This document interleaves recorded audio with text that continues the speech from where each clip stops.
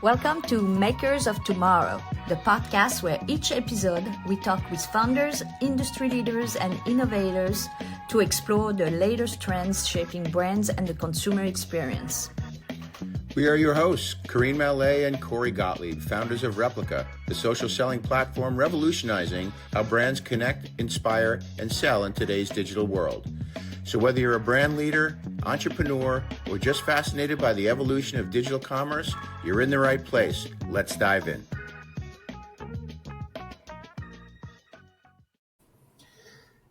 Today, we're joined by a true trailblazer, Angel Cornelius. Angel is the founder and CEO of Maison 276, a beauty brand born out of purpose, passion, and personal experience. What started as a kitchen experiment to embrace natural gray hair has evolved into a nationally distributed brand celebrated by women across the country. So whether you're building your own brand or just love hearing from bold innovators shaping the future, this episode is packed with insight, inspiration, and heart. Let's dive in. Welcome to the show, Angel. Thank you. Thank you both for having me. I'm super excited to talk today. Well, we're happy to have you.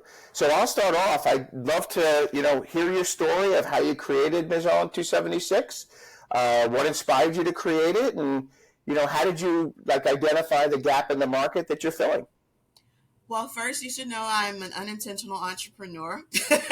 I was just seeking to solve a personal pain point, and that was how to take care of my silver hair. I've had silver hair my entire life. My mom found my first strand when I was a little girl. So I've grown up with this hair and understand the challenges of what it means to have silver hair. And silvers and blondes are hair sisters. We have the same challenges. I always say having silver or blonde hair is like having one white shirt that you had to wear every day. No matter how diligent you are in washing it, over time it's just going to get dull and dingy. And that's what it's like to have silver and blonde hair.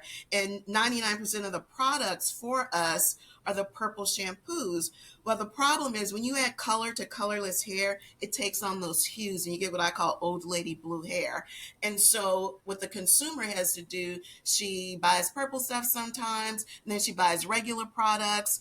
And it's this vicious cycle of trying to figure out which thing to use for the simple act of shampooing your hair. And so that was a problem I was solving for. I wanted something that wasn't purple. And so I just set out to solve my own personal pain point, ordered a lot of natural ingredients, and just started mixing and creating products in my kitchen. I was a science major in college for the first 3 years, and I've always loved science. So it was not something that was foreign to me, like mixing raw ingredients. And of course, because of the internet, now these things are readily accessible.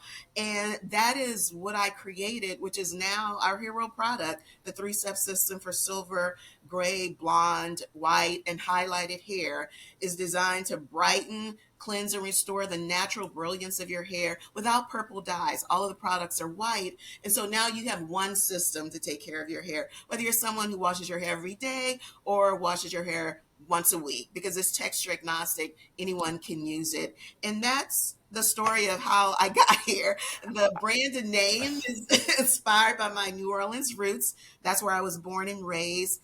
Maison, home, 276 is the street address of the house where I grew up. Ah, okay. There you go. I'm already fascinated by the fact that you did this at home in your kitchen, because I know when we spoke earlier, I can't even imagine just starting to mix things up in my kitchen. I'm sure I would not only make a mess, but also blow things up. So definitely a lot of messes were made, and definitely a lot of iterations, but I had this little black book that I still have it. I called it my little black book of failures, because I literally documented everything that didn't work, what I hated about it, and I just kept iterating. So, but I had fun with it. I like to cook.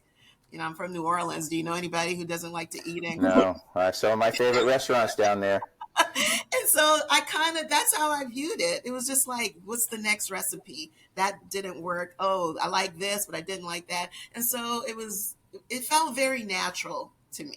Hey, just real quick before Karine jumps in, your book of failures that you just mentioned, which I think is fascinating, did that also include business things, or that was just kind of the failures of the kind of creating the formulas and so forth? It was literally just the formulas because again, I'm thinking about this is just for me. I'm not thinking that this is going anywhere outside my front door. Ah, And so that's an interesting question because no one's asked me that before. But no, and I still have it. And I mean, I've got another one now because I still like to create. But no, it was just all about the product and being efficient and being clean and doing the thing that I wanted it to do. amazing. So, how did you first launch Maison 276? My friends forced me to because they, a complete accident, found out I was making beauty products in the kitchen and harassed me to make enough to sell to them. And so my first platform was actually an Etsy storefront because that was how I could get my friends and family my products in an efficient way because I had a job, like I had a very demanding job as a healthcare administrator. That's what most of my professional career is in. And I was managing a very busy pediatric clinic for Texas Children's Hospital, which is one of the nation's premier pediatric healthcare centers. And so I actually love that job. So that's how we initially got the product out there to family and friends initially.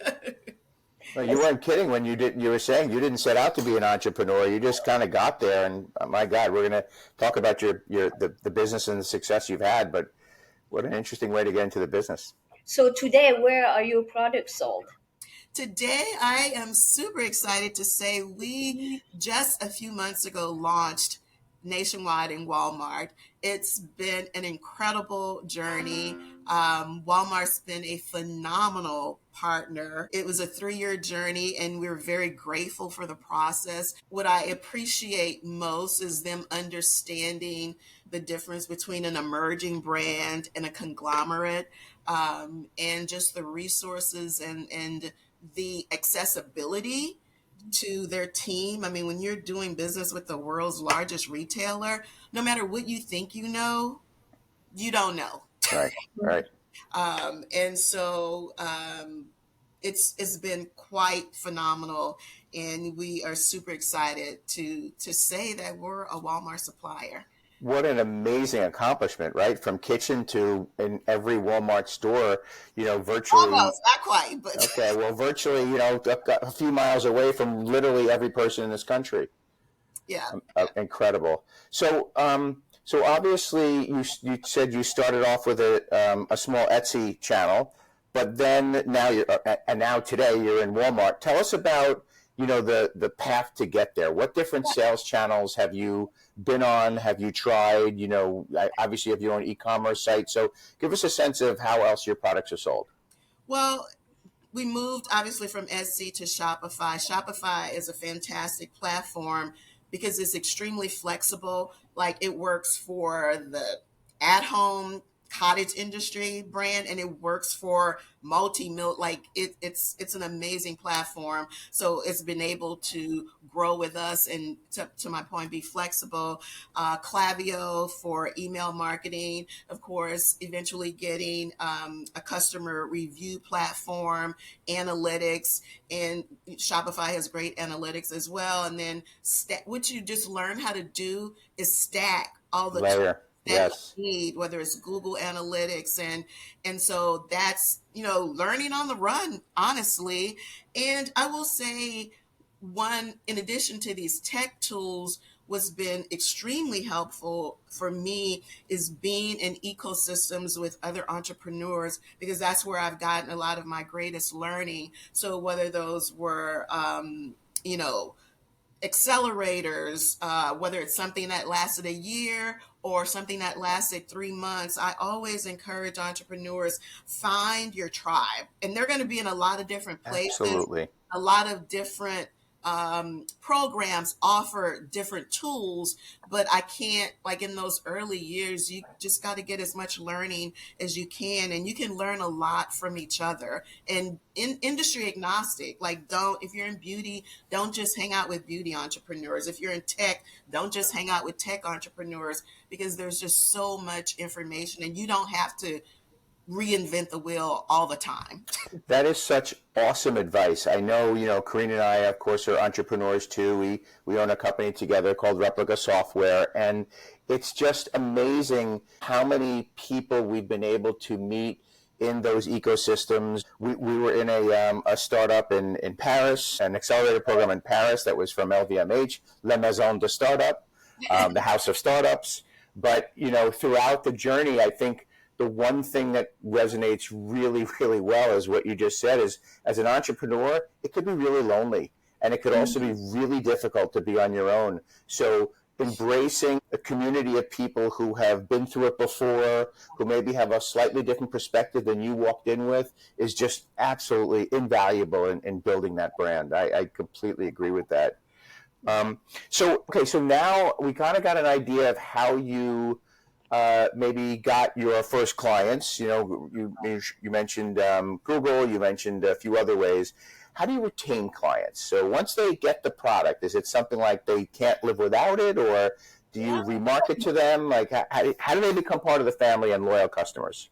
Well, yes, the remarketing, yes, they can't live without it because there's nothing else like it on the market. And for decades, women just assumed like this is all there is for us because nobody cared to innovate. Like nobody cared about this market, which is crazy because the middle-aged woman, as we all know, is the most powerful consumer in the world.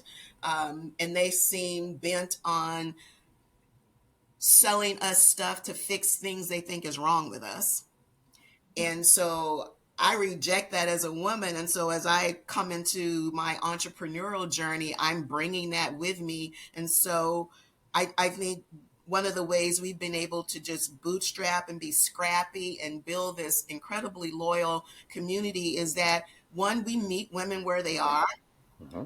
One, we will never tell you there's something wrong with you. We're meeting you where you are and helping you get to where you want to be and helping you embrace your version of beauty. I always say, I'm not the silver police. If you want to color your hair, I support you in that. Right. You can still use Maison 276 products because they're formulated not just for silver and blonde hair, but also for mature hair to address just our hair is just like our skin, right? It changes as we mature. And so our products are formulated to nurture and care for the specific needs of mature hair, mature skin. And so I really think that is the thing that helps us go from having customers to brand evangelists because I am the customer. Like I understand her. I mean, of course, research and analytics, all that's great. But at the heart of it, like I understand very much what her challenge is as a middle-aged woman. And so I want to speak to her authentically and assure her she's not broken. Nothing needs to be fixed. We just want to embrace the naturally occurring changes that are taking place with our bodies, our hair, our skin in a way that celebrates us and uplifts us and not makes us feel bad for surviving. Because isn't that what the goal is in life? For sure. Now, I'm not of the age yet where I get any. Tangent. I'm not of the age yet where I have any gray hairs that I need to worry about. But should I get to that point at some point, you mentioned your core audience is, as you referenced her as a she. Do men use your products at all? Absolutely, because we know women make 85 to 90% of the purchases in the household. And so I have many customers, many women in our community whose husbands use the products, whether it's on their hair, also for their beard. It's awesome for beard hair because beard hair is very coarse and different than the hair that's on your head. And also if you have a silver beard, it's going to have those same challenges that silver and blonde women have. Like it's going to get dull and dingy and you don't want to put purple stuff on that beautiful silver fox beard. And so absolutely, we do have a silent majority, a silent significant minority. Right. Silent significant number of male customers. But you don't market directly to the males, right? You go through the females, assuming that they'll be making those purchases for for their husbands, significant others, whatever. Right. Got it. For now.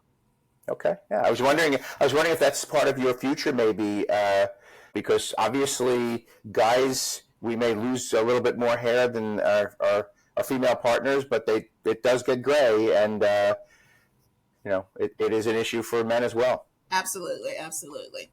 So I want to go back to Walmart because it's a huge milestone.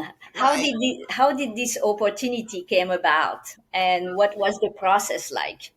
So I would say our first big break was winning QVC's The Big Find. Beauty is a very visual art, and like women, we need to see things. And so being on QVC and having the opportunity to one tell the brand story, the founder story, and then show a wide range of women that this product works for was super valuable. Like we had blondes, we had strawberry blondes, we had women who were transitioning from, stop coloring their hair. So we were able to tell the brand story for the first time, and not in a rushed way, so that every woman could see herself. Like that's always my goal, right? Whether it's our website or social media, when you encounter Maison 276, I want you to see yourself, and I want you to see yourself reflected in a way that's beautiful and vibrant. So I would say the road to Walmart, when it was not a fast journey. It was progressive and deliberate. And of course, it was always our goal to be on shelf, to be with a retailer. But I do think I'm very grateful for the journey, slow and steady. It's not a sprint, it's a marathon. And all of those learnings along the way prepared us for conversations with Walmart.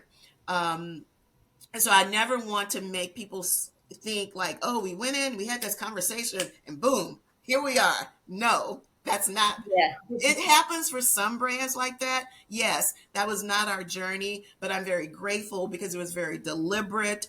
Lots of talking with the merchant team, understanding like what is required to do business with the world's largest retailer. Because again, no matter what you've done in e-commerce, no matter what you've done with other retailers, you're likely still not prepared. And so Right. you need the time, because like literally everything changes from going to being primarily e-commerce to big box, because it's an operational complexity that if you don't come from CPG or if you don't come from beauty, you're not prepared for, or So how did you do it? for. How did you do it? I'm sitting here listening to you, and first of all, I'm blown away. We have a relatively small entrepreneurial company, and when things have to get done, Karine and I, for the most part, have to research it, and we have a small team of people who could help. But again, at the end of the day, we're the ones who are implementing and doing and everything else. So, and we've had our opportunities with Google and SAP and all of these things, and they've slow rolled, towards success. But nothing is of the scale you're talking about, because you went from your kitchen to a small little friends and family business to having a real business on the e-commerce site, building that, and then all of a sudden it's Walmart. And It you have wasn't. That's the point. Like it wasn't all. If it may seem like it, but it wasn't. That's why I really wanted to interject the QVC experience, all Got of it. all of the accelerators that we've been in. Like all of that's part of it, and it is the part of the entrepreneur story that often isn't shared, right? Because that's not what you see on social media. Social media is like a lot of highlights. It's like the ESPN of entrepreneurship. Like you just see the dunks. All You right. don't see the years and years of training and sacrifice and learnings. And so I really appreciate a platform like this that gets to peel back the covers just a little bit, so that when other entrepreneurs are going through those challenges, they don't think there's something wrong with them. Honey, this is the journey. It's exactly why we created this podcast, because we not only love to hear the stories ourselves, but we truly believe, from being in all of these accelerator programs and working with other entrepreneurs, that there really isn't a place where you can go to just casually listen to stories of success, stories of failure, how you overcome those failures. How do you prepare for success? Because these are all real things. You know, you would think that, oh my God, we have a chance to be in Walmart. So as a small company, if you dedicate all your time to that, your business is not going to make it to Walmart because it's going to fail because you're not watching out for it at the same time. So I really like your advice that it is a marathon and it is a slow roll, and patience is a virtue here as an entrepreneur. You really need to make sure that you understand where the goal is, Right. but it's not a sprint to get there. It's a very methodical step to get to that. And that's a really, really good advice for entrepreneurs out there. And I would be remiss if first of all, we've been incredibly blessed to have wonderful advisors and mentors, people who have deep industry experience that we do not. So first, my son. I'm so grateful because there are a lot of things he could be doing. He has 15 years of experience in investment banking. He's worked for Goldman Sachs and JP Morgan, and he had always helped me from the finance side, which is awesome because that was something I didn't have to worry about. But then when he decided to come on full time with me, that was really honestly what allowed us to begin the process of looking at something like a Walmart, because he has this depth of experience on the finance side. And then again, being fortunate enough to, and again, through accelerators and going to meetings, and like, you never know where you're going to meet the person that can help you. And so you kind of got to go to everything as much as you can, because you just don't ever know. And then meeting people who understood the vision, understood the and it's exhausting too. Let's face it, right? I mean, it's not easy. You know, you have an event tonight, and all of a sudden you're like, oh, do I really need to go there? But that could be the night that you meet somebody. You know, it's funny, Angel. I always tell people when they say, well, you know, you had a good career in the corporate world. You know, how's it different being an entrepreneur? Because I've had about the same amount of years in both at this point. And I think from an entrepreneurial world, I always say the same thing. It's like you wake up every day as an entrepreneur, and that could be the day where you meet the person who changes your life, who changes your business, or you find out something that, you know, is an aha moment that, you know, really accelerates you, and you never know. So you wake up as an entrepreneur, I think, more excited to start the day because you have that idea in mind that something big could happen today.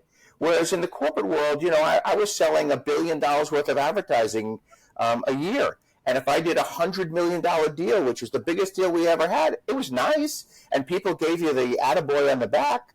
But at the end of the day, it really didn't change my life that much. So it was nice and exciting, but it was nothing like the high you would get from a small victory in the entrepreneur world. Yes, because they're few and far apart sometimes. And so you savor them more. But I still always say, you know, don't despise your humble beginnings, the part of the journey where you're literally doing everything, you know, and I know the two of you can relate to that, because all of that is important to know. So then when you do get to build out a team, you actually have a huge base of knowledge, and you can actually make intelligent decisions on when it comes to hiring somebody to take over this thing that you've been so excited to give them. But like you have a base of knowledge to draw from to know if this person is really going to be good at this thing or not. So, you know, I'm grateful for all the times that, you know, I was doing all the things. And so when it comes to getting a logistics partner, like, I actually know the right questions to ask. And so, you know, don't begrudge your humble beginnings. It's a knowledge base that will take you far. Right. So, how do you keep the brand experience consistent between your website and the Walmart shelf? Yeah, that is one of the challenges when you do go on shelf, because you have literally seconds to tell your story, which is why getting out in front of it is important. You know, you want to start talking about the launch long before the product is on the shelf, teasing it out, and then making sure that your bottle, your box, whatever it is, making sure that you're telling a story. And this is where having a great relationship, in my opinion, with your retailer is important, and getting that feedback, because they know, oh, they have all the answers to the test, right? And don't take it personally when they say, actually, this packaging isn't going to work. Like, these are the things we need to change. And don't take it personally. And I know you spent 2 years getting that perfect design, but trust me, they know what they're talking about. And I'm not saying you have to make every single change, and because everybody's going to have an opinion about what you should do.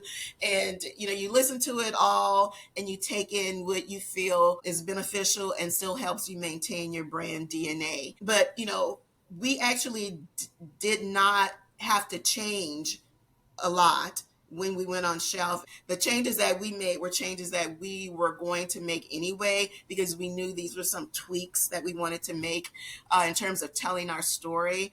And it's just making sure that the assets that they see on the website match the assets that they see on the retailer's website, because fortunately now retailer websites give you the opportunity to tell your brand story. So you really have to invest in that in a big way, so that when they're discovering your brand on the retailer's website, they're going to get the same experience. Because 9 times out of 10, they're going to go to your website like, oh, what is this about? And then they'll come back to the retailer's website, and it needs to be consistent. It needs to, the same story, the same messaging, everything down from the colors, the UCG.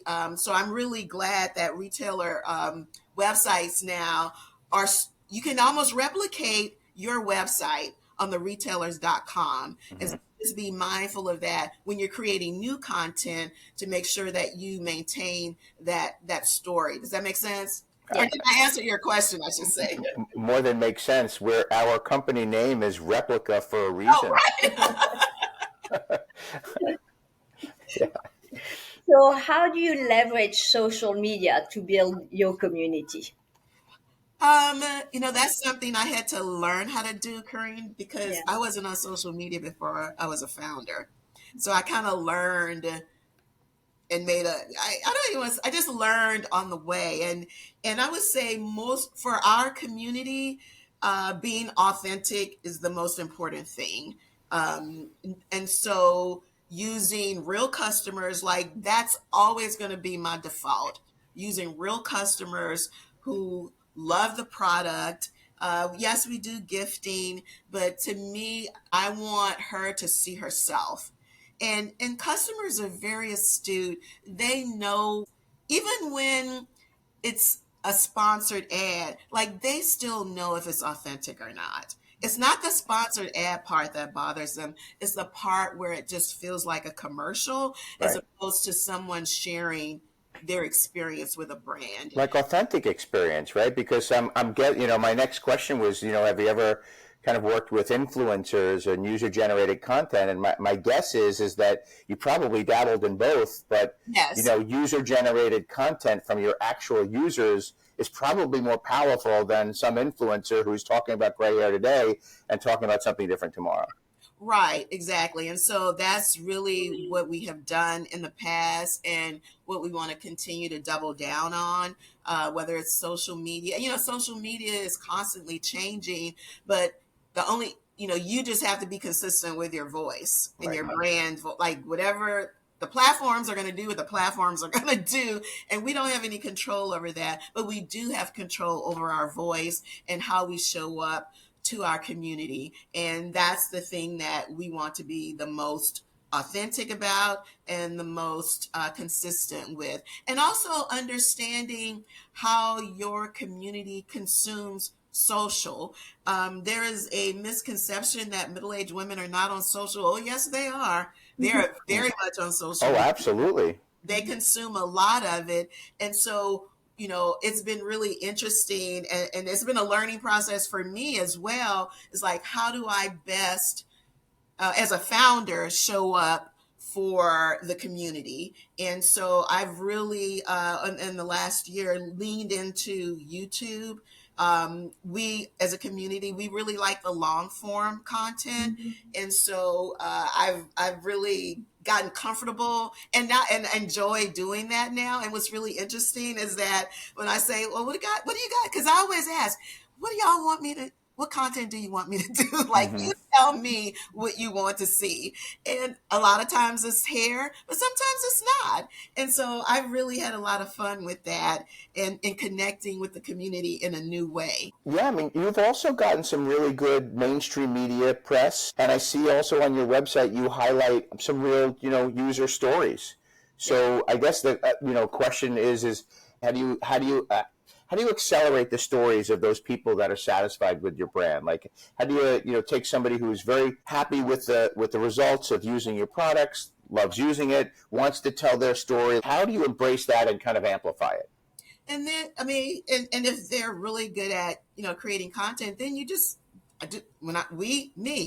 reach out to them like, hey, would you like to do a collaboration? Like, I don't, is very much an individual thing.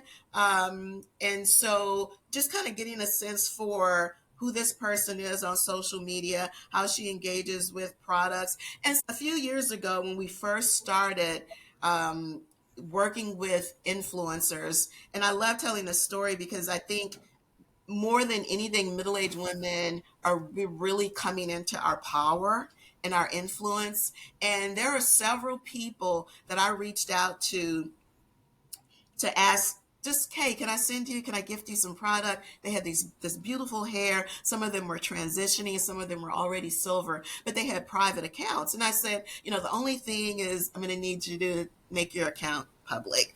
And they were like, okay. All of them, they had probably less than 1,000 followers, Right. maybe less than 500. Fast forward 3 years later, they are professional models. Like, this unlocked something for them, and I'm so proud of them. Much like I am an unintentional entrepreneur, they are also unintentional entrepreneurs because their business is them, like they are the business. But it's just been so beautiful to watch that unfold. And I do think that is the story of a lot of women who kind of the stopping of the dying really unlocks something for many women. And it allows them to really be something they never thought that they could be. And so it's so much more than hair.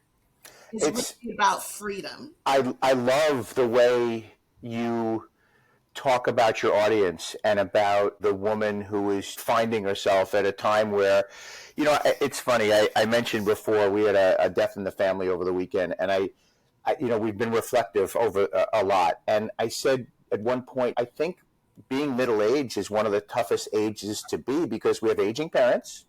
We have children that we never stop worrying about. Know, right? We have our own mortality that we need to think about and staying healthy. And of course, will I have enough money to retire? And will I have enough, and will I have my health? And so all of these things rattle around your brain. So empowering middle-aged women to feel good about themselves and feel positive it's a really, really important thing. And you articulated it beautifully. I don't know if a lot of people really realize how important it is, but you certainly do. Well, thank you. I think it's just like so much of the beauty industry has been built on, frankly, making women feel bad about themselves. Fix this, fix that. And we're finally at a point where this generation of women is like pushing back on that. Like, no, actually, I'm good. I really am good. Right. I have decades of experience. My toolbox is phenomenal. Now that my children are out of the house, I actually have the mental capacity and a little bit of calendar space to think about what is next for the next half of my life. I've often been always very transparent and say I could never have been an entrepreneur until I became an empty nester because I had the bandwidth. And so to women who are entrepreneurs who have little children, I do not even know how they do it. And so for me, this is the perfect time in my life to start something else. And I think there are countless women just like me, whether it's deciding to be an entrepreneur or just whatever you decide to do. Like, this is actually, I am well equipped to make this pivot and be immensely successful at it, no matter what it is. So I think it's a fantastic time to be a middle-aged woman, and I'm excited for all of us. So, what are the next big opportunity for Maison 276? Well, honestly, right now it is all hands on deck. Just, being successful with this first retail launch, because we know that if when we take care of business here, other things will follow. Absolutely. So that is first and foremost. So obviously expanding and increasing brand awareness, growing the Maison 276 community, growing the number of doors that we're in Walmart, and being, hitting this out of the park, because when you take care of the main thing, other things will follow. And I feel very confident about that. Absolutely. Angel, your story is so inspiring, and we really appreciate it. To those listening, make sure you check out Maison 276 online at maison276.com. That's MAISON 276.com, or at your nearest Walmart. And remember, every great brand starts with a simple idea and the courage to pursue it. Angel, thank you so much for sharing your story. It's truly inspirational. I really enjoyed this podcast. Thank you so much. I'm always grateful when someone gives me the opportunity to share my story. So I appreciate it so much. You got it. Thank you, Angel. Thank you.